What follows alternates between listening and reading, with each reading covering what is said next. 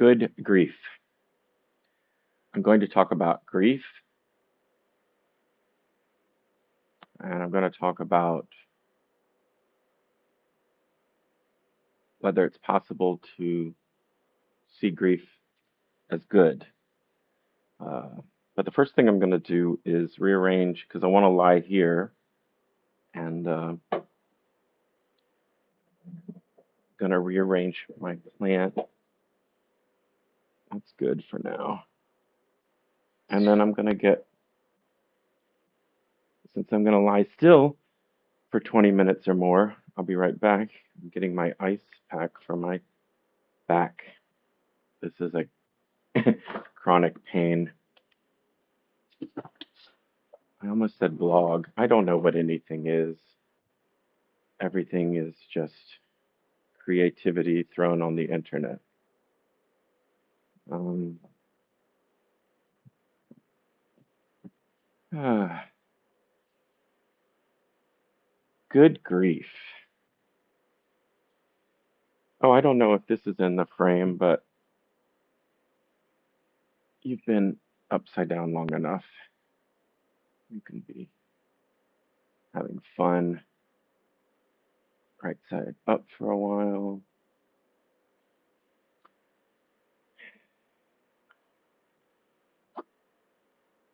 Okay. I'll probably readjust this ice pack. Good grief. Can grief be good? Um,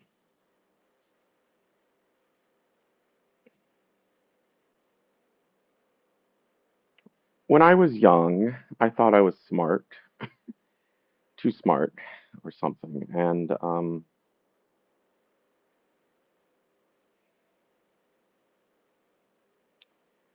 wanted to know the truth, to understand things as they really were.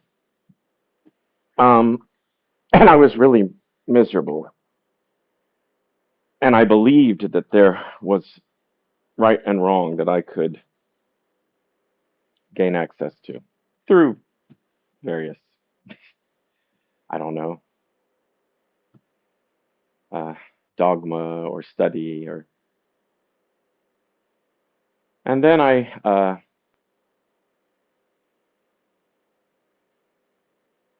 had to do something to stay alive to save myself from that path, that thought.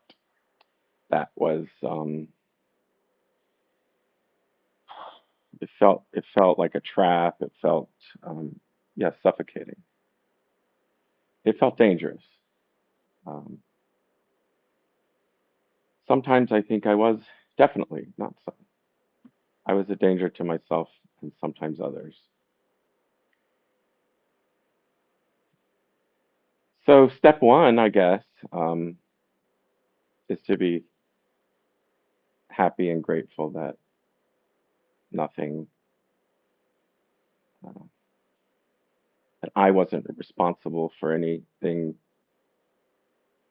more tragic than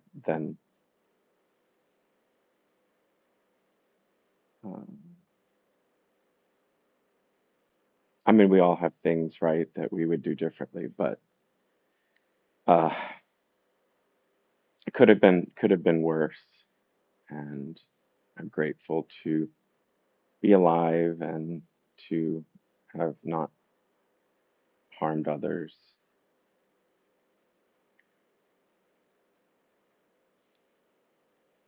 I guess this is why I flipped the screen around so I don't see comments. I can imagine that I have a big audience and people are like, "You harmed me." um, maybe. Uh, oh, I'm going to do. I'm going to adjust the fan. I'll be right back. Obviously, actually, whatever. Um, there's pluses and minuses to the fact that I use streaming to create my content. Pluses include Um, it's live, so I don't edit it because if I showed you how many terabytes I have of video that I had, like sort of video drafts that I have yet to edit. I mean, like this is just easier. And I flip the screen around because I don't have um, the mental ability to make a point while also processing whether or not people are watching or whether or not people are saying anything. And I look forward to a day in the future when I can socialize while saying what I mean to say. I haven't reached that point yet. I'm, you know, just over half a century old. We'll see. I was much more social before, and maybe some of my regrets are that I think, how often did I say the things I wanted to say? Not too often. I would fall into rehearsed scripts or yeah, it's just whatever. Again, for the most part, not awful, not but just not accomplishing my goals. I have wound up in a place where I'm a single artist. Uh, um, well, I'm not 100% single, but I live alone, and I have a small number of good friends who uh, accept the fact that they might not hear from me on a regular basis.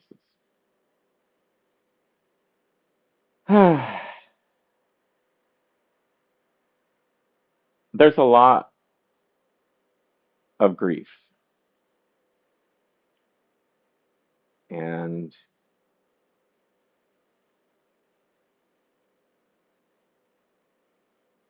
I'm thinking how regret is wrapped up with grief. Um, but the specific story that I feel uh, something happened today. I drove to the grocery store.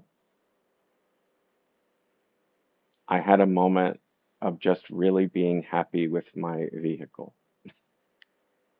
and it's a Volvo station wagon um, that was given to me by my mother. It's like a grandma car, and um, and I mean, it's super used. It's got lots and lots of miles on it, so that's my only worry. But so far, uh, repairs haven't been. My head goes to my hand goes to my head to knock on wood, I guess. Anyway, the it has not been difficult to maintain vehicle. It's been very reliable, and um, and it's just great. And so I was having a happy thought about the car and about the fact that at the end of her use of it, my mother gave it to me.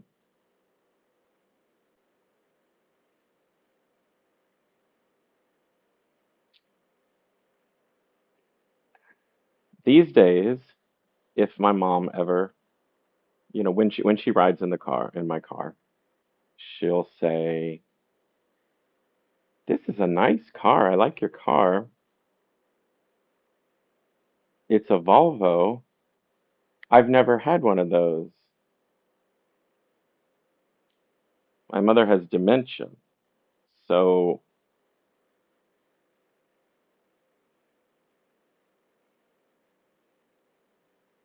I'm grateful for a wonderful gift that she gave me that she's not cognizant of. Similarly, I felt sad a few months ago when my electric toothbrush died. Like just some bottom of the line, entry level Oral B electric toothbrush. And I felt sad. It had lasted a good number of years. I felt sad because my mom had given it to me. I don't know why. We had a conversation after I went to the dentist about the fact that they recommended uh, I switch to an electric toothbrush. And I mean, I guess these are the kinds of things that people talk about with their mom just randomly on the phone. And like the next day, or very soon, she had one just for me. And it's a real stretch of my own memory to even tell that story because that is not my mother anymore.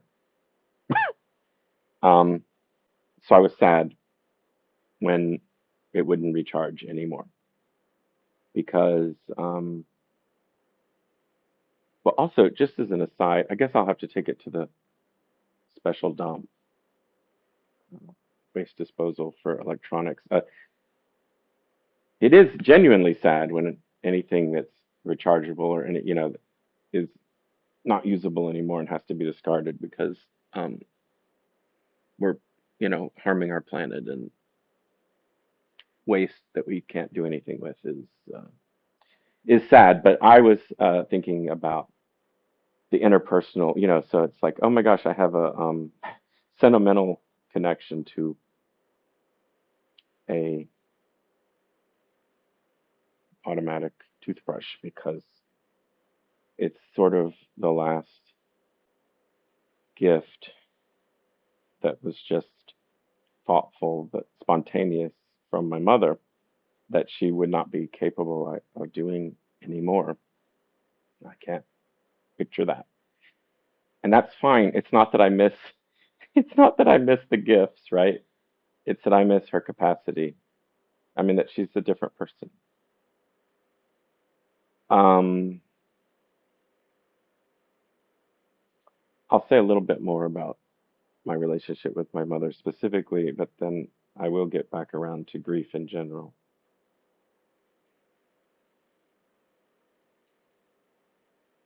Another thing she'll say when she's in my car, well, and she repeats herself. So like, oh, a Volvo, this is nice.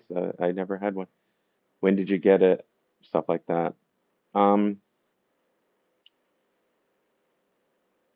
for those who've had relationships with, uh, is it wrong to say demented people? I don't know. The demented. Um, if someone you love gets dementia, then well, suffers dementia, I think is a good way of putting it. You have the you have multiple opportunities to decide how am I going to respond to the same prompt. And so at first I told her it was her car, that kind of thing. And now I just oh yeah, I mean like I just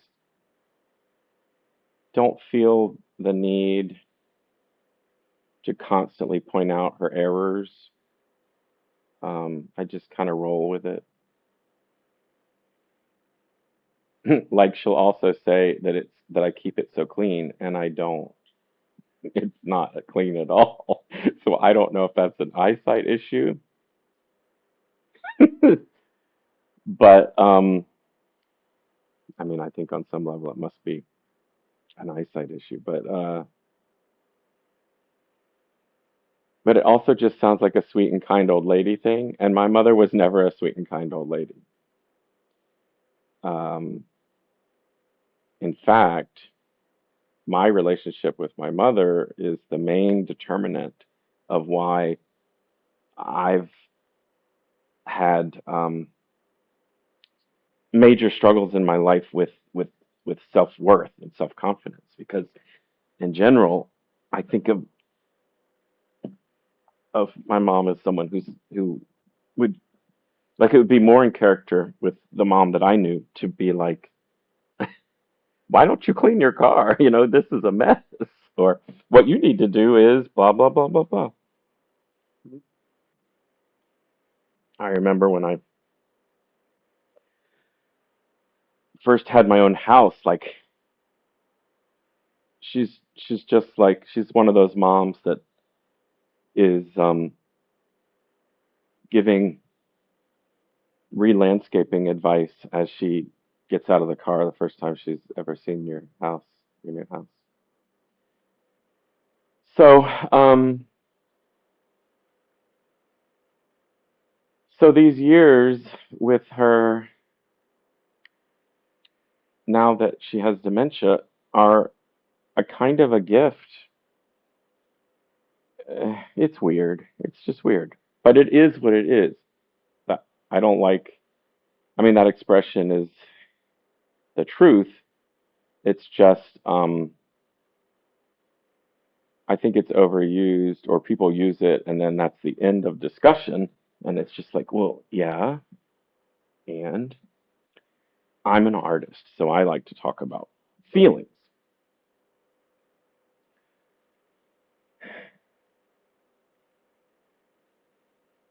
So, I mean, maybe that's why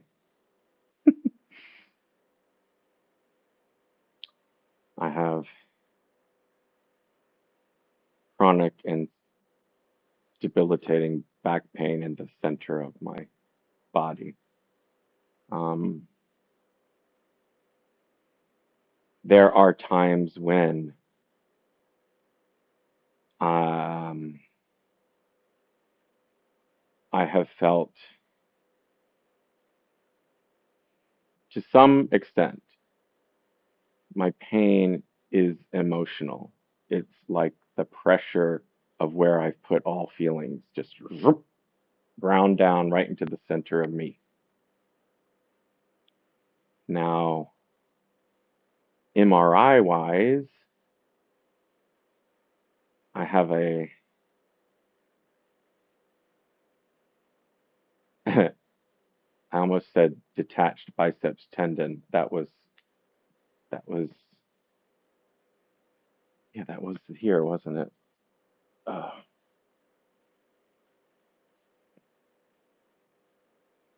I had to have surgery, and they told me that afterwards it would be as good as new. And that was a lesson that doctors don't know what they're talking about. I don't know. Maybe if I was a top athlete and kept just was really intensely focused on strengthening it. But I mean, maybe. All I know is I couldn't serve. I can't. I mean, I wasn't a great athlete to begin with, but I used to play tennis semi regularly for enjoyment, and I just couldn't serve anymore with post post surgery, post injury surgery. Um, yes, I have ADHD. There's a beauty to streaming that it just, you know, ample time, ample disk space. I know what is limited is human attention, which is why another reason I flipped the screen around. It doesn't matter if anybody sees this, and I'll move it over to my YouTube, and it's up to you.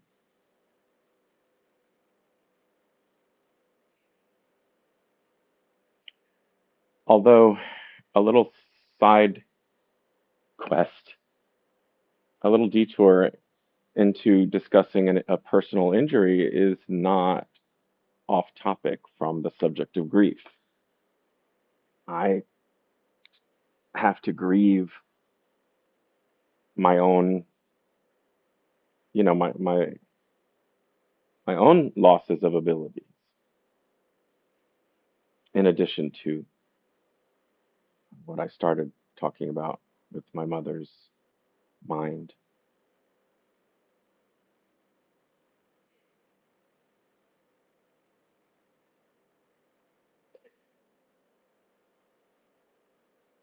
I read a lot and I consume a lot of media. I love firsthand stories. I mean, one reason that I do what I do is that I don't see enough that's like what I do. So I figure, well, I guess I just have to make it. And the snide voice could say, there isn't much like this because no one wants it. Okay. Well, I do. So, maybe I'll rewatch them someday. Uh, I have a problem or I have a dissatisfaction with consuming media where I feel like, oh, it's the same story over and over again, or it's too simplified and it's not really pushing, um, humanity forward. Do I think that, is it overinflated for me to think that I am pushing humanity forward? I I work to push myself forward, to improve, would be another word, to progress, to grow, to change positively, change for the better. So,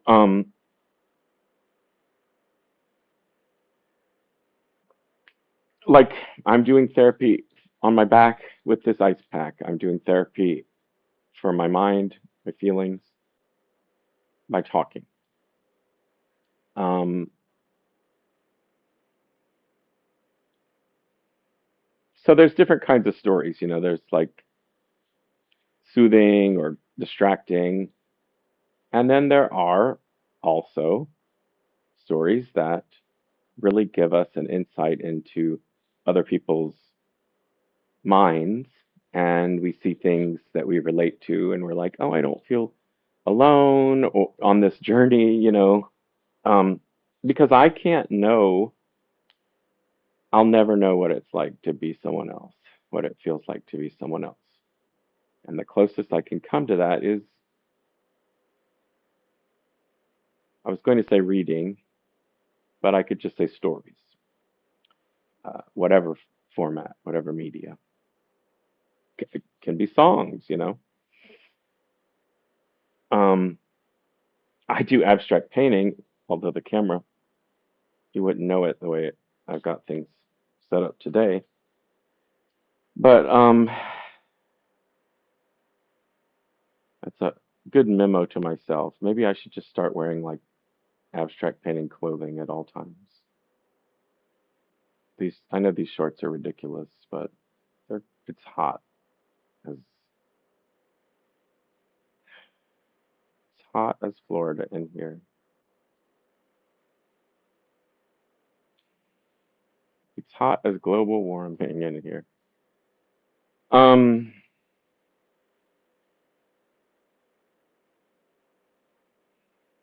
so because I've often felt lost and alone, I like stories that, I mean, yes, I also like distractions, but there's a balance. And I do love stories that speak to these like human questions and pushing,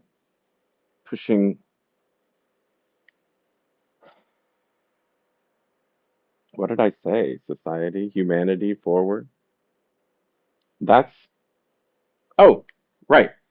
So back when I was a foolish, young, arrogant, whatever, wannabe genius type, um, I wanted to know the truth. And now, and I said I was pretty miserable.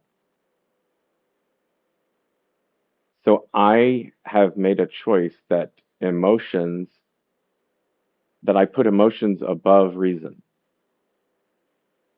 Now, I believe that everyone does this, but many people lie about it. Um, this isn't, uh, I don't have the energy to make this a video about politics, but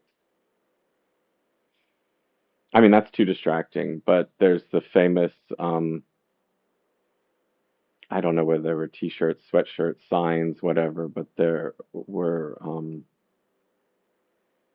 uh, Trump supporters who wore shirts that said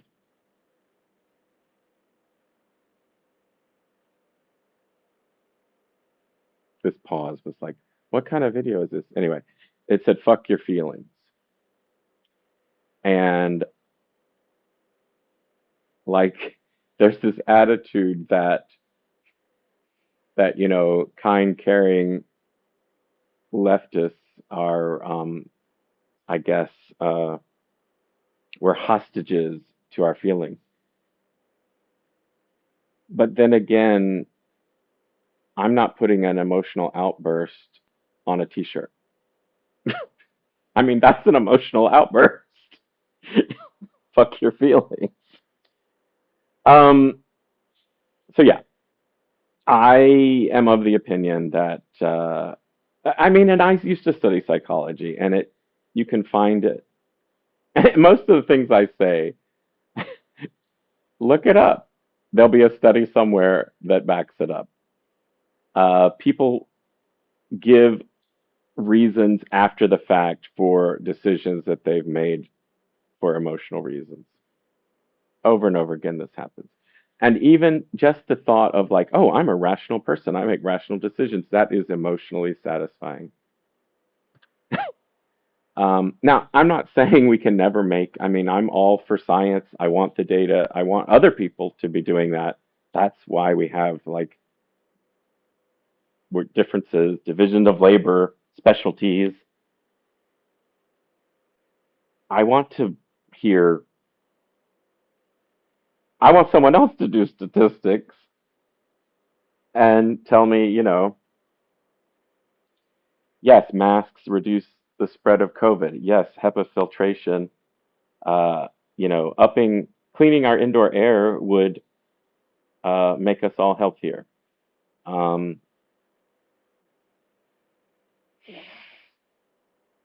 whatever it is. So I'm not saying uh,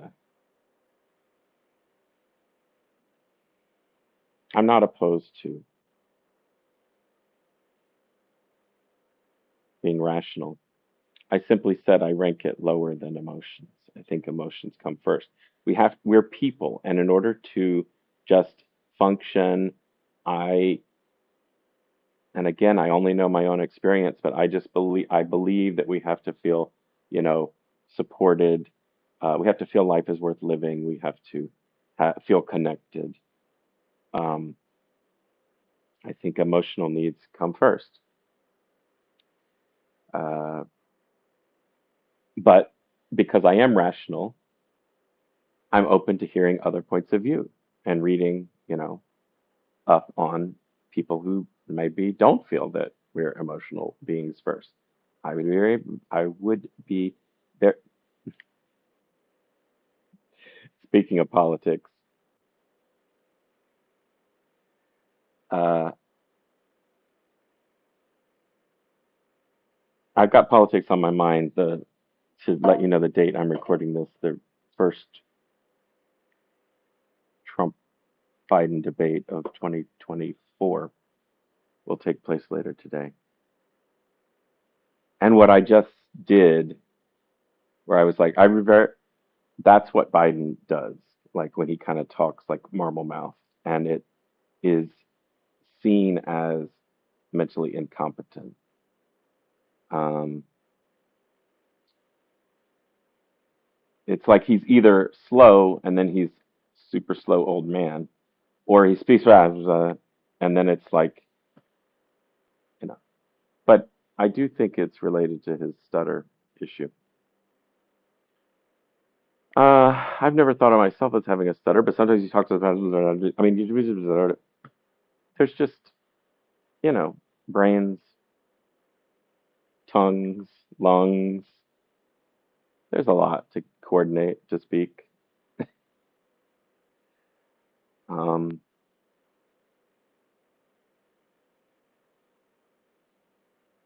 See, uh, don't make these videos about politics because they're super just because that topic opens up, you know, a world of distraction. I'll say this: I wish, I do wish that candidates, good candidates, candidates on the good side, spoke more to emotion. That's what the dark side is doing, is making emotional appeals. And the good side makes appeals to like, we're gonna fix these problems by implementing these strategies. And there's always going to be multiple ways of looking at that. Um, and you get bogged down in the data. And like I said about, COVID recommendations, like science research, I don't want to do that. I don't want to do all that. I um, I want to feel good. And for me, feeling good involves equality, mutual respect, hope, hopefulness. These are the values that I want to see promoted, and why I feel so threatened by what I'm calling in this video, apparently, the dark side. Uh, I mean, yes, their policies are horrible and they have horrible consequences, but it's their worldview that is hateful and destructive and divisive and violent. Is this a video about grief? Well, many people are grieving the country they thought they lived in, and grief can become overpowering and lead to inactivity, or,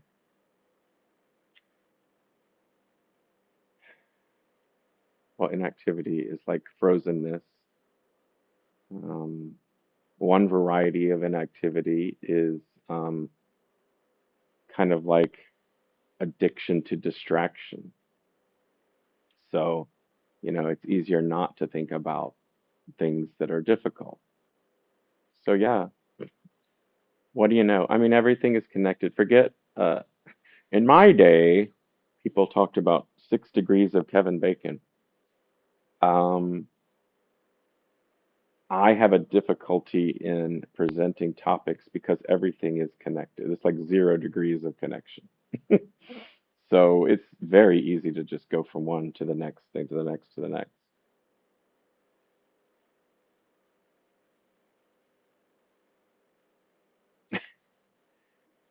Speaking of which, so I think I don't think this is rare, and so therefore, like, we crave structure, and then we want to put everything in boxes and labels, and um, you know, find experts that we can point to and say, I'm right.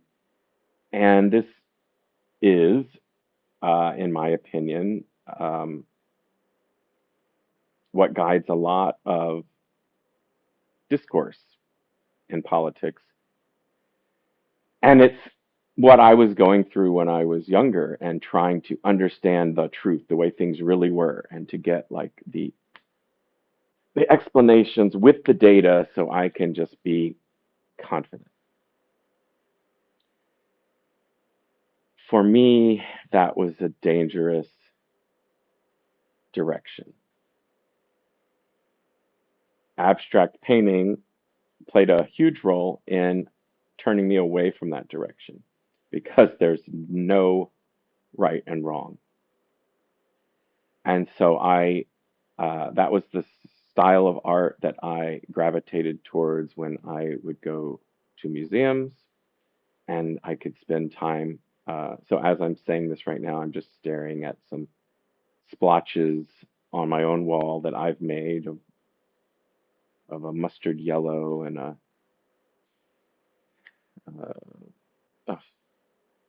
words green, yellow, blue, brown, pink.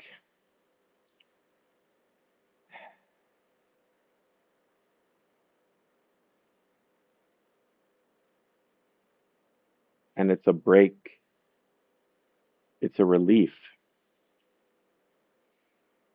for me from this. I was about to say having to figure everything out. According to whom? Who gave me that assignment? Me, I guess. But there's a lot, I guess, in our world that encourages looking at life that way. I can't be the only one where I just felt I had to like file everything and rank it and sort it and separate it.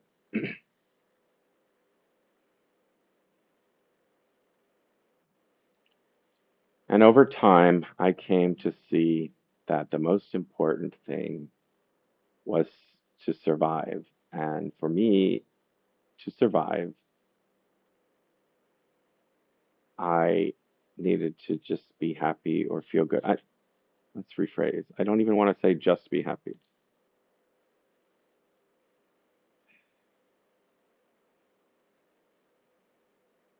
I feel these days when I'm at my best, top of my mind, my number one job is feeling good. That is my number one job in life.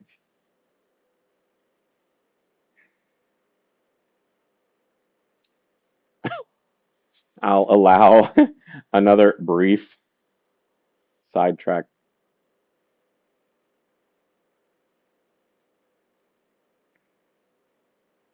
This isn't like a dangerously selfish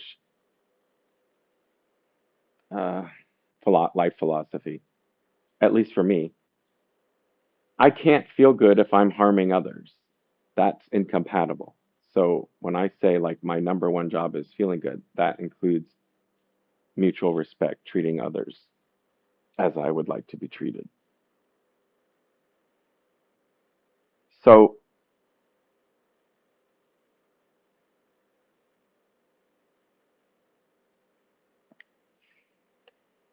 so I began to develop, and I guess I could call it if I wanted to, self-delusions, but in a positive way. I have motivated reasoning. My motivation is to feel good. So this all started with good grief and can grief be good?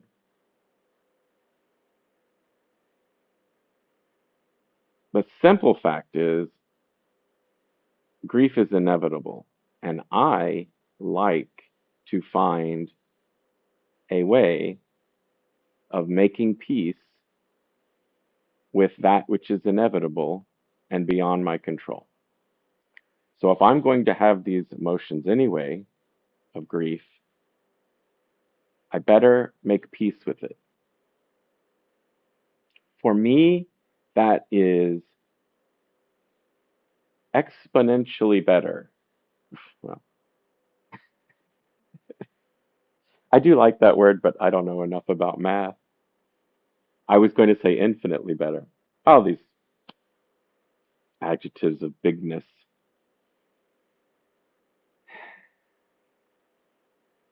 I mean, that's funny too, because, and you can blame advertising, commerce, but the big adjectives, the exclamation marks, points, marks, exclamation, all caps, whatever, it can drain away from simplicity. Like, is it not true? If I leave out the adjectives, can I just say that it's better? Isn't that, I mean, now again, older, wiser, I'm starting to see like, oh, a period can be stronger than an exclamation point.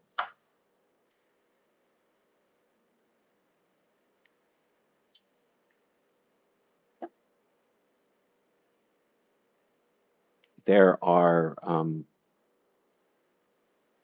certain entities that I encounter in media uh, that use in media, like social media, that use like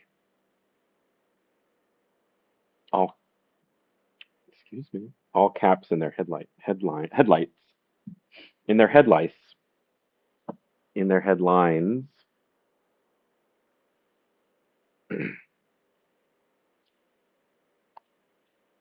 uh, since I've already mentioned politics a couple times, I mean you can probably tell I'm a little bit of a political junkie, and the worst variety is something like so and so cap all caps destroys other person in like a hearing, and it'll be like a hearing in Congress.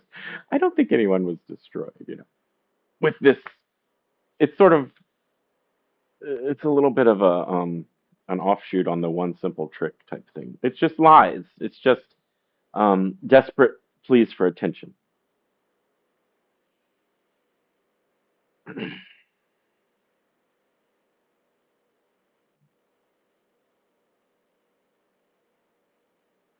So all I'm saying is when a thing exists that's beyond my control, I can fight it or I can make peace with it. Not you, Planty. I'm touching you because you make me feel so good. And I love it when you have new growth. Although I'm a little bit worried. I know your type can get really big. Hmm. Well, you know what? Well, we'll have to talk about this, and it won't be anytime soon.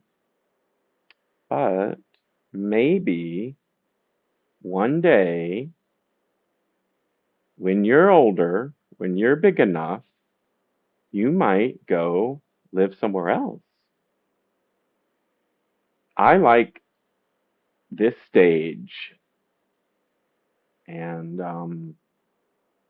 in my apartment, I don't think, like I said, we'll see. We'll see how we both feel about it. But I don't think I want something too big in here. But we'll see. But I also think like what a cool gift that might be to a friend, like a housewarming or something, to for someone who lives in a home on the ground and has lots of room. We'll talk about it when you're older. Um,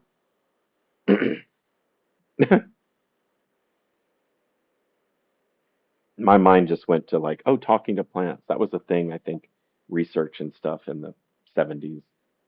Um, again, motivated reasoning. I don't need a study. I don't have to know uh, whether, like, there doesn't have to be a reason for talking to the plant. Um,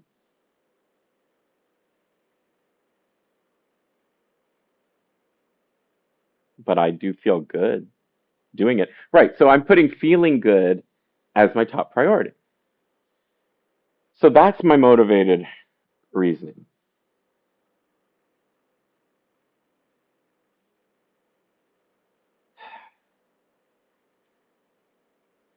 My motivated reasoning is to feel good. Therefore, I have to find a way to make peace with grief.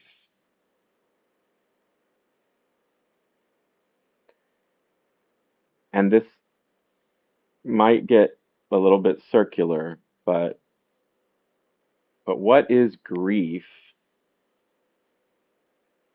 other than a reluctance to accept something that's happened beyond our control that hurts, that hurts emotionally, because it hurts us or someone we love, or takes someone we love away from us,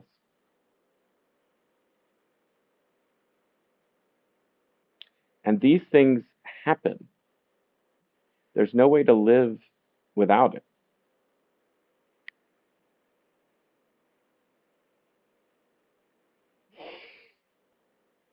So again, I say, it is, oh yeah, exponentially better. It is better. It is,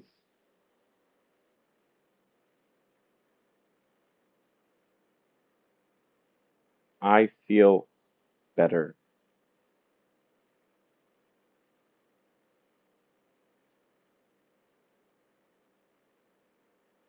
accepting it, these things,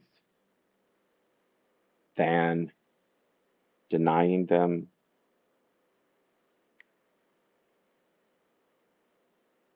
whether it's active or passive denial, distraction.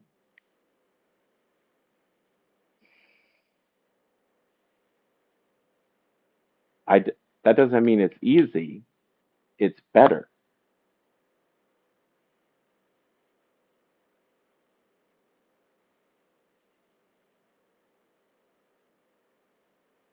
I have, you can't, I don't think you can see both of them because one is bigger than the other, but I'm looking at two plants that I am currently keeping alive. There's more off screen. But those are like, the ones that are off screen are like desert plants and they don't require any effort on my part. These two do. That is great. I'm also aware of plants that have not made it, that have been in my care, that I've paid money for or received as gifts, tried to keep alive and did not. So I'm using plants as an example because it feels a little bit more manageable to talk about than losing human beings. I'm sorry, but it's true. You know why? I think, well, you don't have blood. Well, I don't know. Listen, the way you guys reproduce,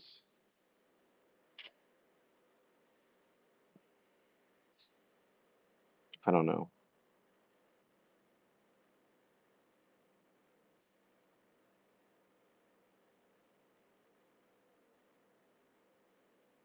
Do I really have to talk to my plants about? It's like I'm trying to ask them permission. Do I have permission to value human life higher than plant life? Then they immediately wilt and be like, "Fuck you." Uh, anyway, I do. I'm a humanist. I value all living things, but I put humans on top. Um, these are things I'm working on, but I certainly, there's no reason to disrespect the natural world and to harm it intentionally.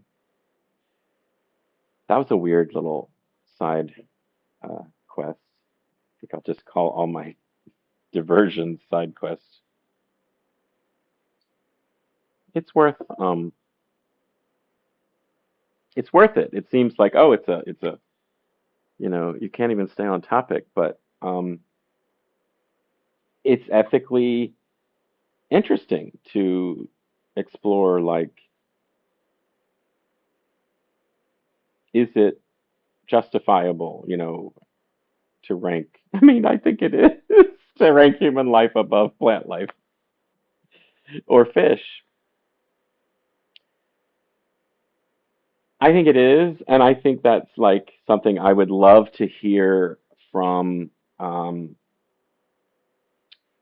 from cultures that are better at valuing the natural world than my culture. So, stereotypically that would be like indigenous nations and um, but yeah, like I'm open to exploring um, better balance with the natural world. These plants are house plants. They were grown to be sold to me, but they're still living things. So one of the things I'm always griping about is capitalism. We've reduced everything to a monetary value. Um, but the fact that these things are alive matters to me. That's what makes them, that's what makes me want them in my house. So, yeah, I talk to them. Yeah, I respect them and want what's good for them. And yes, I acknowledge that I have lost plants. And it is a loss of money, but it's also a loss of life. And it's sad, but it's manageable sad.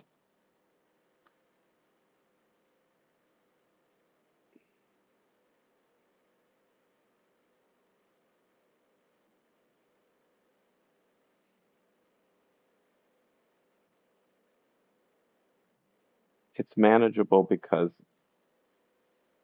they were small pieces of nature sold, you know, for my amusement or for my individual caretaking. But it's not manageable to mourn the loss of the planet or jungles or rainforests. That's more than I can manage. And yet I have to wrestle with it.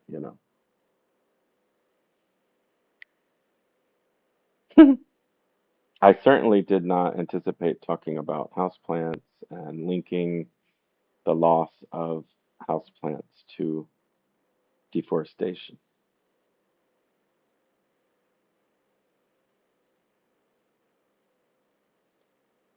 in a video about grief.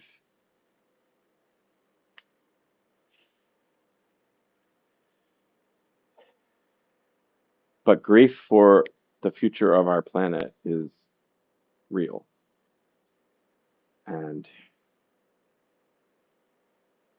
and it's an intense feeling. It's overwhelming.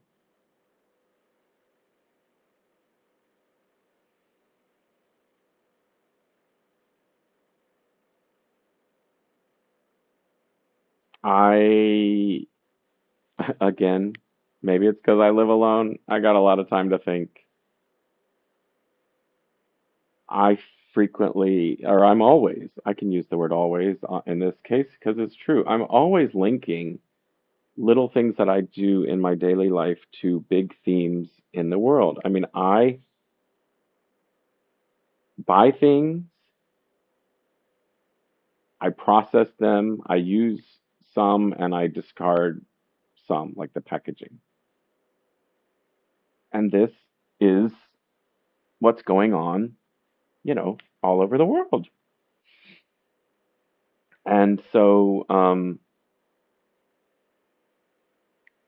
another video topic that this video currently is not really about is hoarding. I think there's an emotional thing going on there, and I think it's people who have difficulty processing waste. Uh, because, at least, again, I don't do science, I do feelings. That's what it is for me. And I see things and I don't know what to do about it or don't know what to do with them. And I think it can be something old that I got from my grandparents that I think there's got to be someone on this planet who wants this, who could make use of it. Or it could be just like the disposable packaging that comes with something that I got use out of. And seriously, nowadays, like you go to the grocery store, the waste portion might be bigger than the portion that you use. And I just think that it's so unmanageable and it taps into that unmanageable grief for our planet.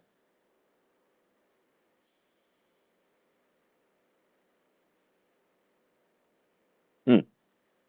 So, again, I said like, oh, I attribute, I have permission to think about these things because I live alone and I give myself permission to, and I say I'm an artist. I mean, I, in order to have, okay, so for me, denial doesn't work. All of these things that I'm saying are true. So there are moments in my everyday life, whether it's driving a car that my mother gave me, throwing away a, um,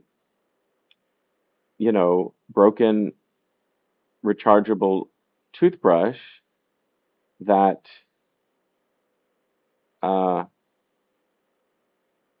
for me activates both grief about waste on a dying planet and emotion about my mother's loss of mental ability. Driving, and I know I'm not alone. I mean, I might be alone that I allow it, that I don't shut it down because I mean, at least the advice that I feel like I was given by mostly in my life would be to you think too much and like you're never going to get anything done. You just have to like shove all that out of your mind and do the thing, you know. Order from Amazon. Throw throw away everything. Get it out of your house. That's how you have a good life. I for one feel it. So I don't have a good life by wasting. I can't. I feel it. You know, you don't have to. Not everybody has to. But there's choices that we make, you know. Like I waste some things, I don't waste other things. I would like to believe that we're working together on this project called Moving Humanity Forward and mutual respect for each other and saving our world. That's a little bit naive because it usually feels like those who have the most power are not working on that project. They're actually fighting.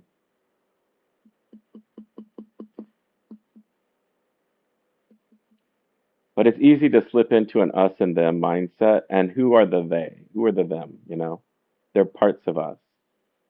I mean, people are going to work in these companies that make these decisions that harm and kill. So I don't really believe in monsters. I think everyone is reachable on some level.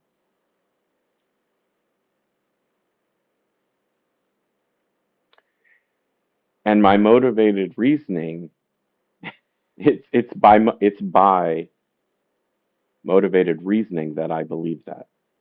It is important for me to believe that because it produces the best results. And I don't need to be right or wrong. That's foolish for me. What's important for me is to live, to grow, to keep going, to keep growing, to keep listening, to keep learning, to do my little part to push humanity forward.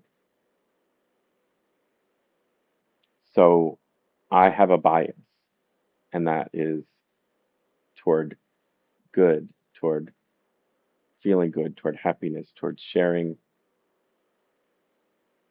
good vibes.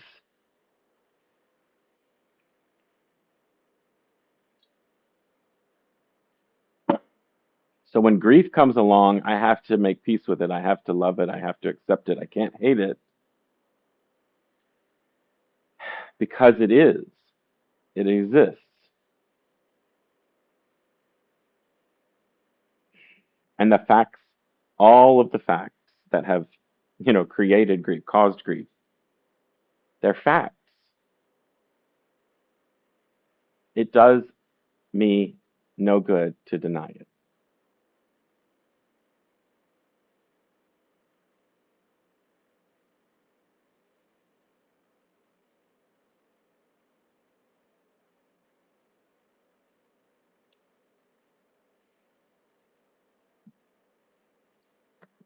So when I said it gets circular, it's because grief is grief forces me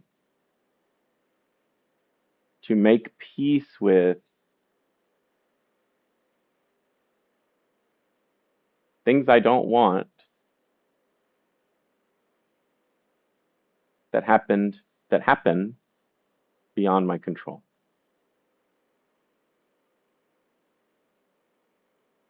And that's a very important lesson to be functioning, to function, to be a functional human. I have to make peace with grief.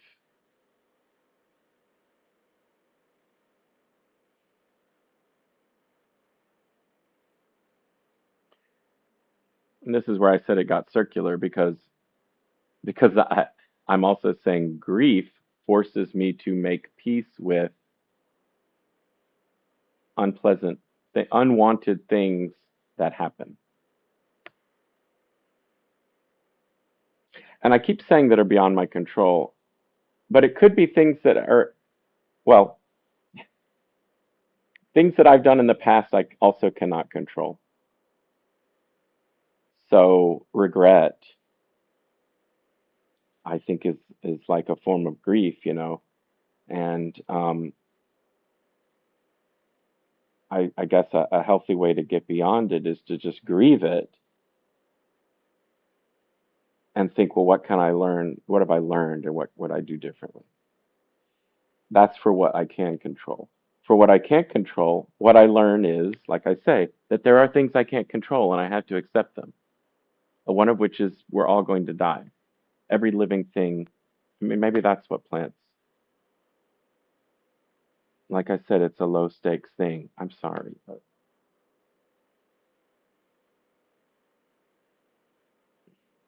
it's lower stakes.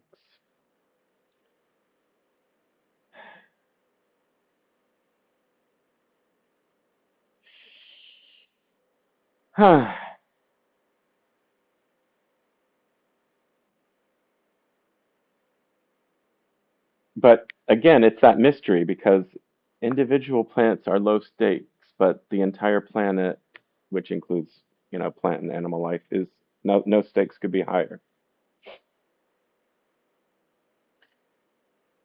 You look at you teaching me stuff every day. Mm.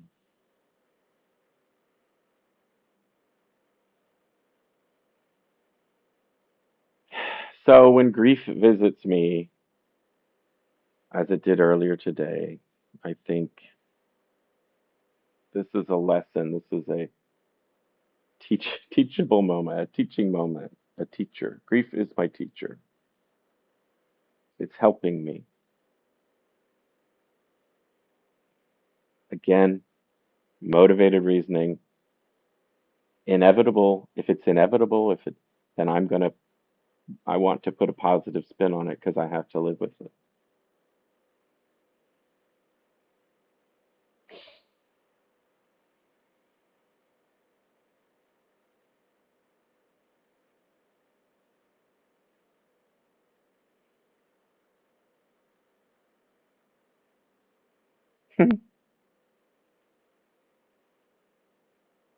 My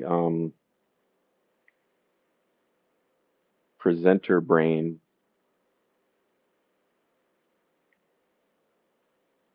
sort of jumped ahead. It's like, well, now it's time to do a summary, a summation. And I think I prefer to just sort of sit in silence for a little bit. If I think of anything good, I might say it. But maybe I can reread, is it Emily Dickinson? Because I would not or could not stop for death. He kindly came for me. Is that it? As I say, I will reread that and see if it speaks to me more now than before.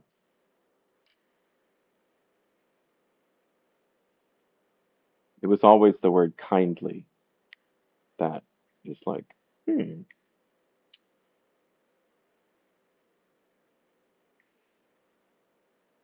uh, I know what I'll do. I'll show you the other plant behind big old planty here.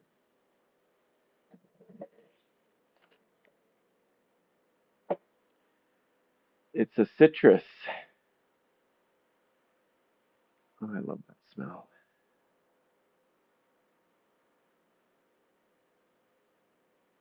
A lemon tree. I do not know if I will be able to keep it alive. I mean, it's dropped a lot of leaves. So did this one at different times.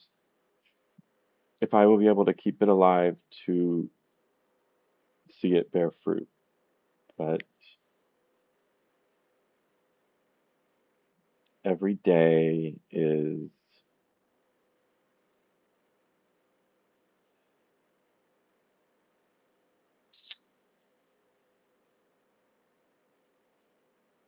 every day is special, and days with citrus blossoms are really special.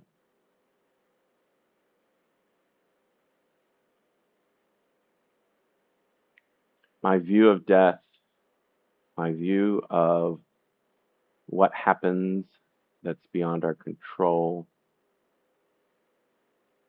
is to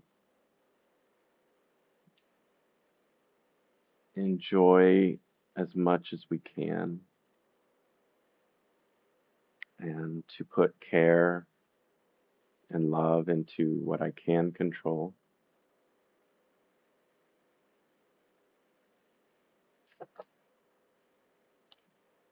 I found this in a parking lot. This is an example of one of those things that, in my opinion, should not exist because it is. I mean, you.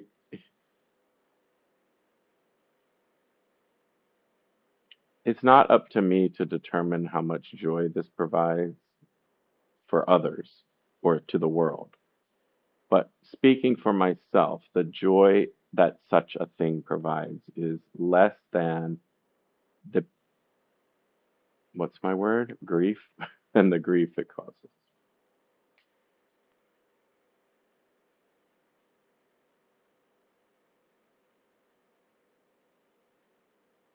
But I guess others don't see it that way because these things are being made. So earlier when I talked about us and them and like the bad guys and whatever, um, there's a quote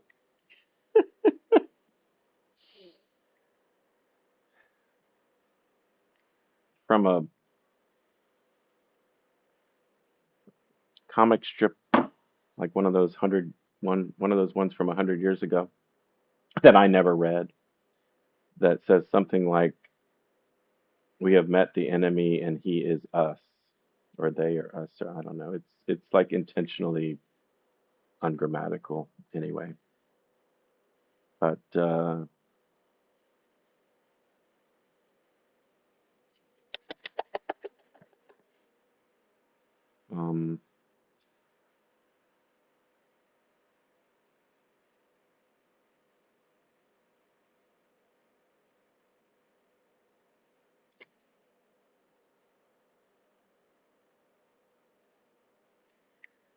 let's say it's true. Let's just say I'm right for fun. I mean, this is me I'm talking to. And let's say that this is an abomination and, more bad than good. Um, since my life philosophy is about mutual respect, and I don't want to control others, um, the only way to get rid of this is for most people to feel that it's more bad than good. And when and if most people feel that it's more bad than good, then we'll stop making things like this, whether by regulation or just buying habits.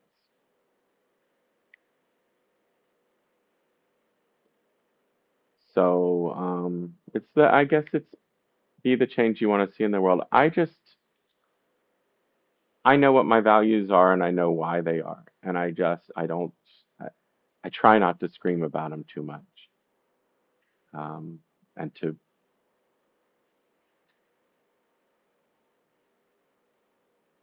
well, I said I don't wish to control others because that is a violence. That is fascism.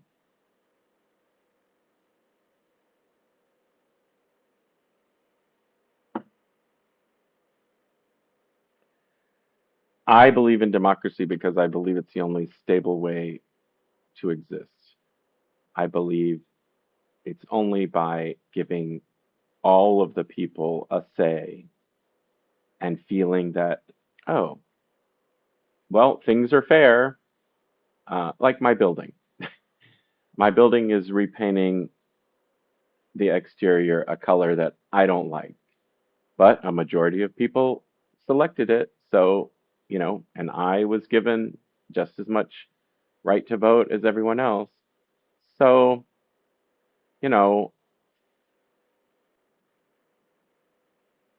if it was super important to me, then I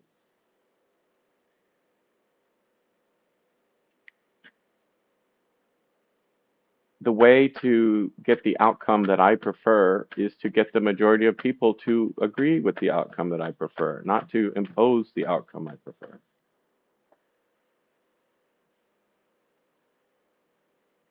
I think democracy is the way to have peace.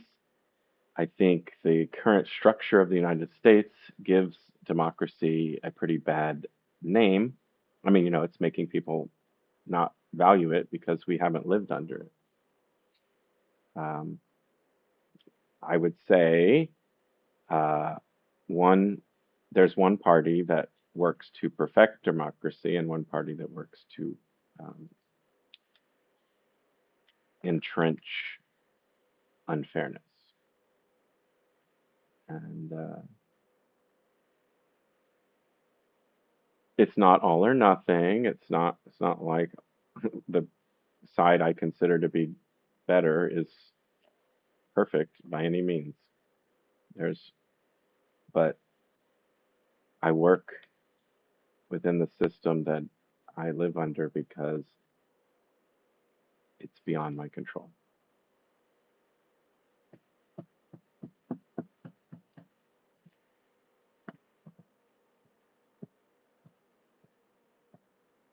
I don't know what to do with this. Um, I mean, I could let the air out. It's not a lot of waste. I'll probably do that. I was like, oh, I could stick it somewhere. I just feel like it's really ugly because when I look at this, I see garbage. But there have been times in my life when I've enjoyed balloons, just not like this. I enjoy helium balloons,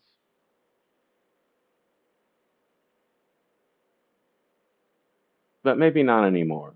I think I've grown out of that because of the garbage planet stuff. And if and when enough people feel like I do, then we'll stop using them and move on to something else. Mm.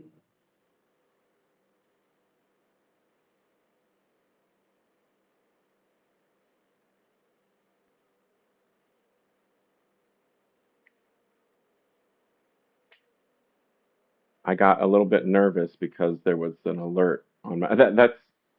I run I use the quote unquote wrong side of the camera, so then I don't see alerts. The alert was that my phone battery is getting low, but it was still recording, so that's good.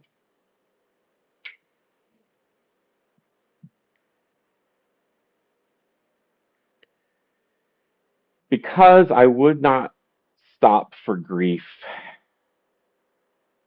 Grief visited me today anyway. Grief popped up in my car to say, hey, you know this Volvo station wagon you love so much? Your mom gave you this, and she doesn't even remember it, but she did. So you can't really thank her. Or you could, but it would be like over and over and over again. You'd have to do it over and over and over again. And that sort of drains the joy out of thanking somebody. But you know what? You also talked about the fact that there are some ways in which you're enjoying your mother's company more now than ever before. So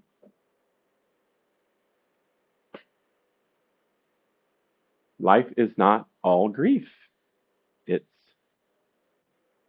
it's a mixed bag, and you're grateful. Um, a friend makes these. I don't know if you can see it. It says, "I kill plants." This is what I was looking at earlier. This uh, brown and yellow and blue and green.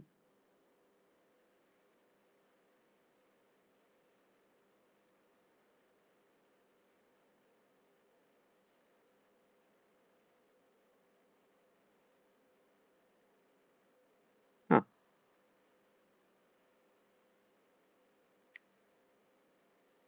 Oh, whatever.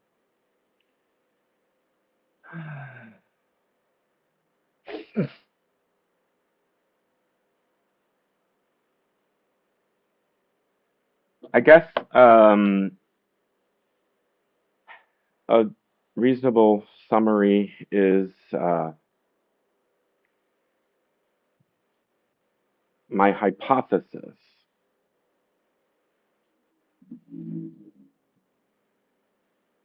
My hypothesis is that experiencing grief, sort of welcoming it,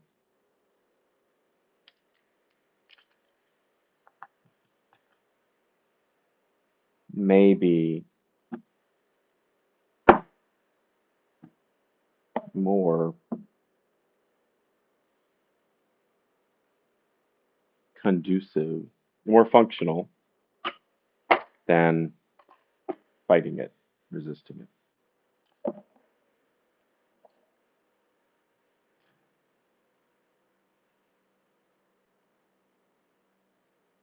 Oh, a hypothesis. Does that mean less than a thesis?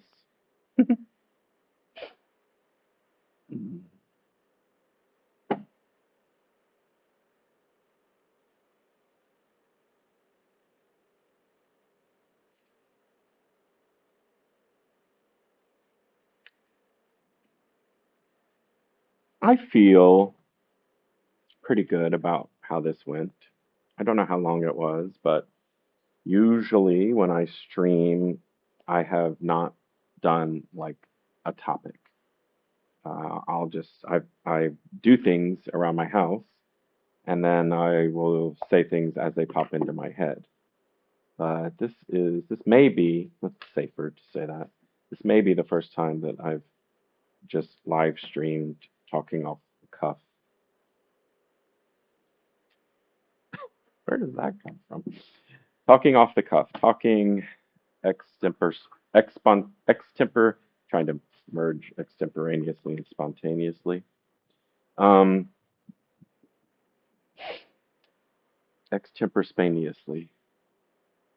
Ex Cocker Spanielishly? I should probably stop. Uh, anyway, I think this went fairly well. Maybe I'll do more of them. Maybe I'll reach the point someday when I will be able to um, engage with viewers while also uh, having a meaningful discussion. Again, because I believe in freedom, everybody do please continue to do what you like.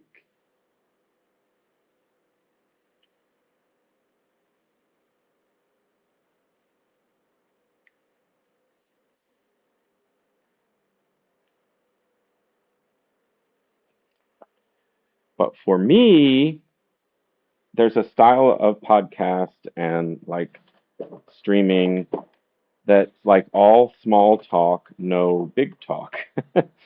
And I don't like it. Um, I shouldn't say all and none, should I?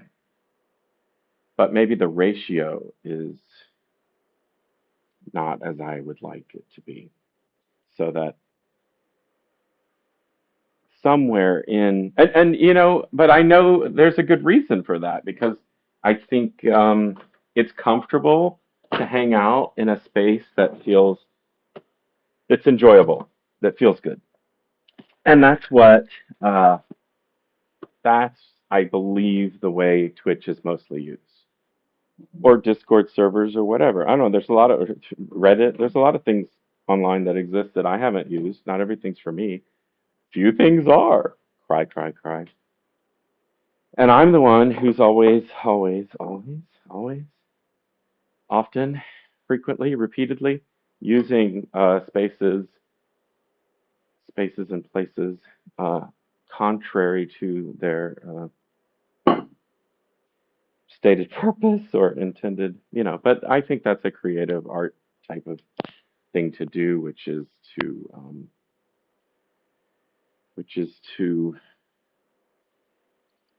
experiment with materials and formats. So that's what I do. And let's see, it's been 1 hour 22 minuets, and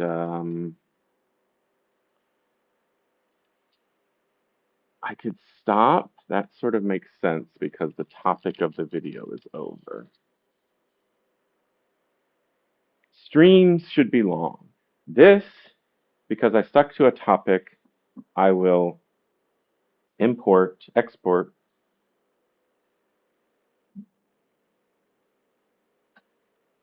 to YouTube and slap a title like Good Grief,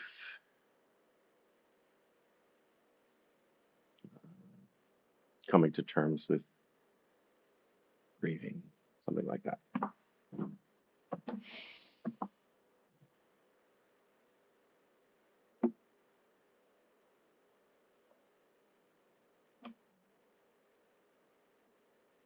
Another thing that makes today a good experience and experiment,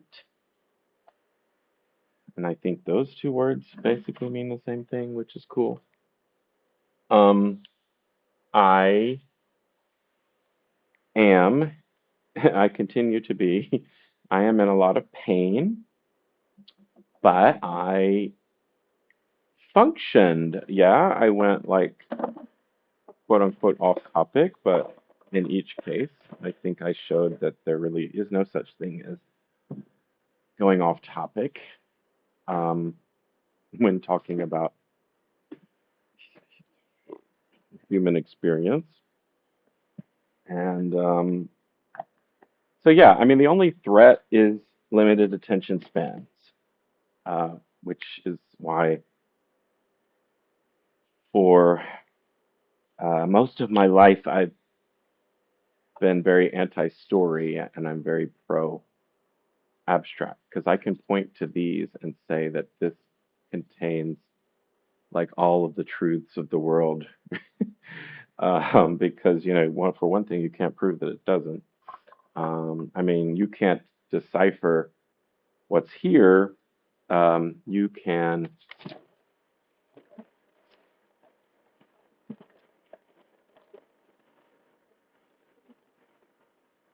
stare at it as long as you want and question, you know, what it is, but the answers are inside you. And because anything,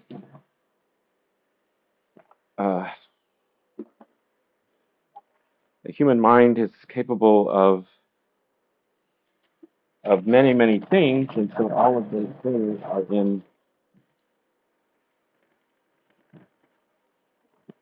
are subject to your interpretation of art. Does that sentence make sense? So art is anything and everything. The meaning. I'm folding up this paper because, of course, I'm not going to waste it. In fact, I know exactly where I will use it. I just need to put it somewhere right now. Well, I guess what I need to do is end this video, and then I can do other things with greater attention. Uh, I believe intelligence is actually human attention, what we put our attention on, what we put our minds to. That's what we do. Um, yes, we can say that we have natural gifts that start us towards a certain path, but I mean, but like the main reason that I don't understand chemistry and physics and whatnot is because I haven't taken time to try to understand those things. And I have taken time to try to understand the human condition from my particular point of view of, of total subjectivity, total freedom, you know, uh, mutual respect for all, et cetera, et cetera. And I call that humanism because even though I'm an anti-capitalist, I've made a brand. And the truth is, I have joked many, many, many, many, many times that what I'm making is a religion, uh, but a good one, and not one that's about me. Um, or a philosophy. A life philosophy sounds better. I hope someday to write books. I've got a sci-fi book in mind. I've got some what we might call like self-help or philosophical books in mind, but I never want to tell other people what to do because I think that invalidates the legitimacy of a message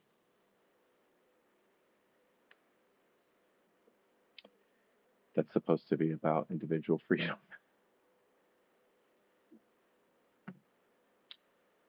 Um, you can't bully people free. You can't shoot people, uh, you know, until they're free.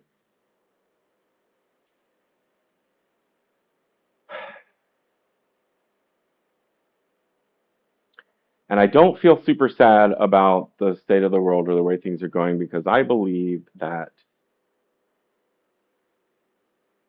real change happens slowly in the minds of people, in the lives of individuals. I believe that there are plenty of examples of greater acceptance and love and mutuality going on even now. And there's a lot of movements that force change, impose change on people, but that's not changing individual. Like when you're living uh, by force, you haven't chosen that. So you're not changed. You're, um, you know, you're being oppressed. And of course, there's a lot of that going on in the world. But again, my motivated reasoning is that the human mind is opening, not closing. The human mind is improving. Our feelings are improving. Our love for each other is improving. The politics stuff, the wars, the fighting, you know, that's not going so great right now. But I think on an individual level, there's never reason not to hope. And again, motivated reasoning, we must hope. Uh, but I have genuine reasons that I see to believe that um, positive attitudes are increasing and the human condition, or whatever I keep calling it, is progressing. Once this gets posted, which way is, well, does forward go this way or does forward go this way or does forward go this way? Also, who cares?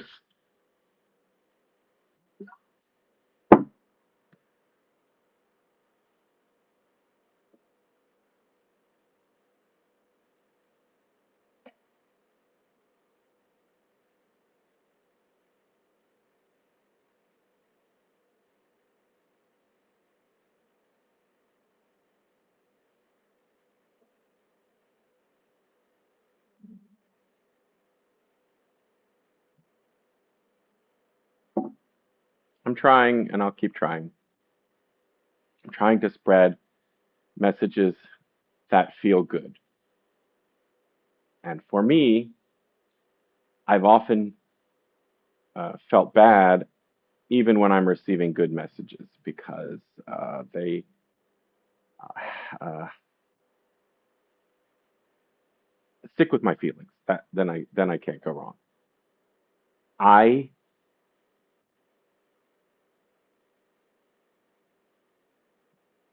don't like when I feel that.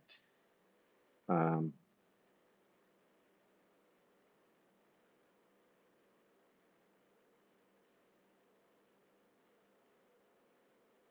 by the way, just I'm trying to avoid the passive voice, blah blah blah blah blah. Because if I'm going to speak, I don't like the feeling of being controlled.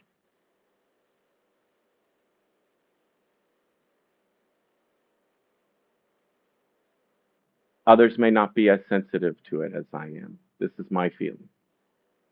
But even when I read like good ideas spread by good-hearted people, when I get to a word that's like, we need this, or this must be done, or this, or even just like I said something earlier about like this dividing people up in the good and the bad, and these are my people, and it, I don't like it. I feel bad. It rubs me the wrong way. That's kind of a fun expression because then we get to be a cat or a dog. But I'm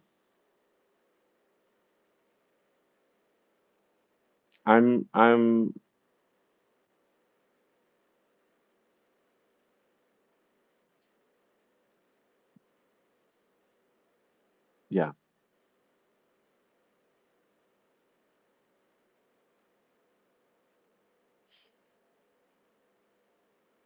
So yeah. So more important to me than content, than like producing high quality, well produced, well you know, scripted, edited content. My main focus is on the the vibes,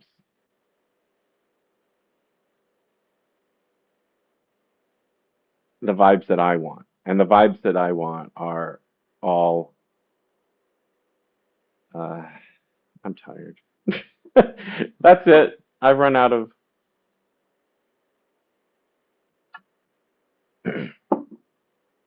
Okay, I'm acting like this video exists in a vacuum and I can't reference the rest of my output. Um, I work on picking words. Uh, I choose not to. I, you know, there's been a lot of unlearning and relearning and untraining and retraining of myself. Um, I do not wish to prescribe actions, behaviors, or beliefs to others. I wish to present my views positively and to say, for your consideration. That's it. And because of where my focus lies, goes,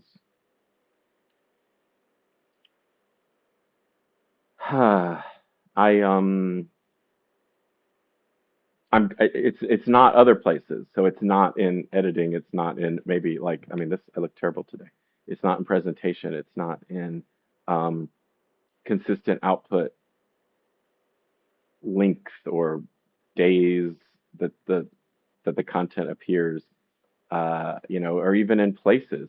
I blog, I toot on Mastodon, I do videos, I would love to do I mean, there's other stuff I would like to do. Uh, but up until this point, my main focus has been on learning um, and relearning, unlearning, learning, relearning, and yeah, I mean that's good. That's good. So,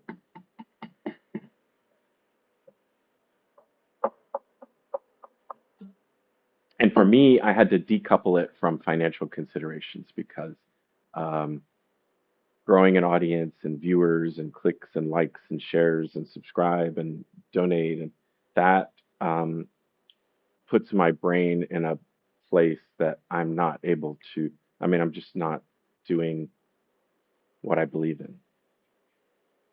So um, for now,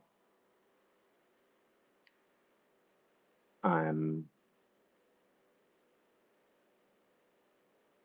doing what I can do with what I got.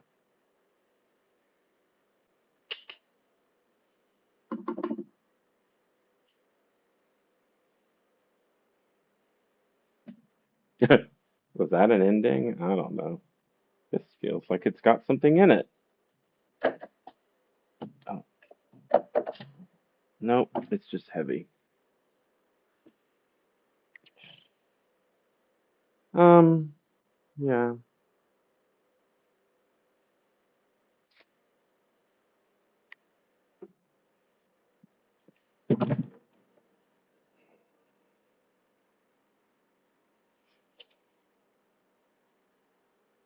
I think I just felt like showing some paintings to end.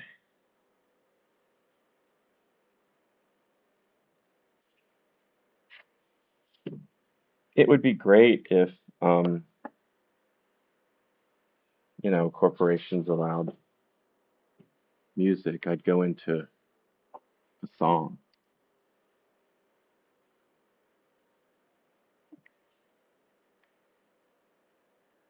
This painting was created in 2008,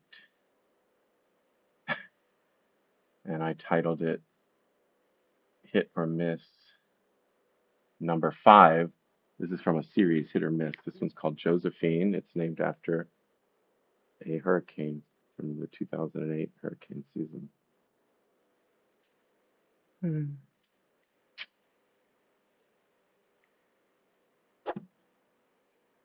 I was uh, sort of looking for a specific painting, so I wanted to see if it was in this stack, and it is not.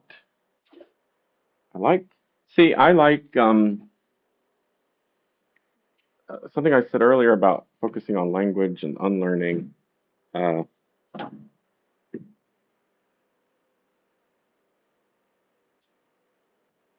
Even though, I mean, stack is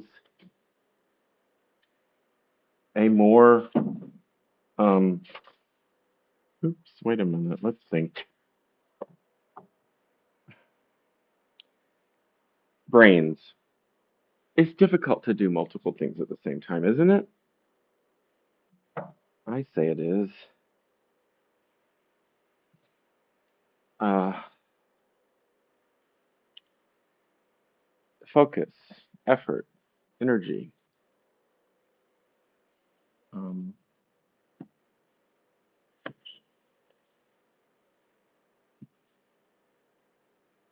oh, I don't like that.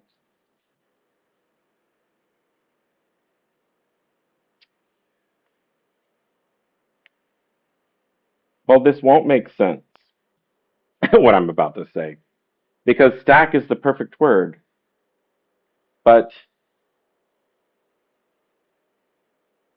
up until probably this moment, it has been more customary for me to say something like pile.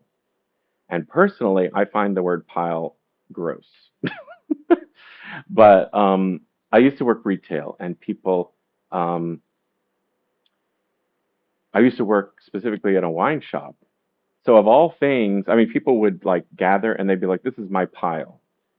But you can't really have a pile of wine bottles unless you're in a dump. I mean, but because they would actually be neatly, you know, arrayed in rows. But everybody, I mean, that's a strong word, but I'm fairly sure that everybody referred to them as piles. This is my pile. And you can say, oh, Rob, you're pretentious. You know, what's wrong with calling something a pile? Well, it's not pretense. I don't like the word pile. It gives me bad feelings. That's just me, maybe. But I don't like the, especially like a pile of art. I don't like people saying like, "Oh, I gotta go through my crap. I've got so much shit." You know, for me, I don't like. I find it to be a type of programming, negative programming in my brain. So that's just an example of um, the work I'm doing to that is sort of behind the scenes. Um,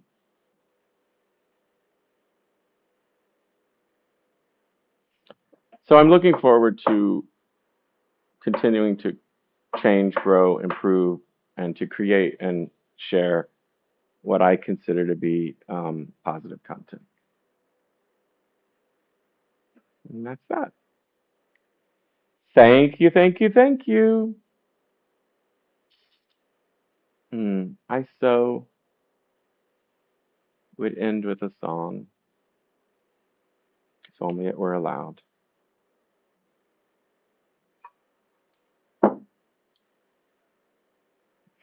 I can tell you the song I've had in my head as I close. Um, Nina Simone, Feeling Good.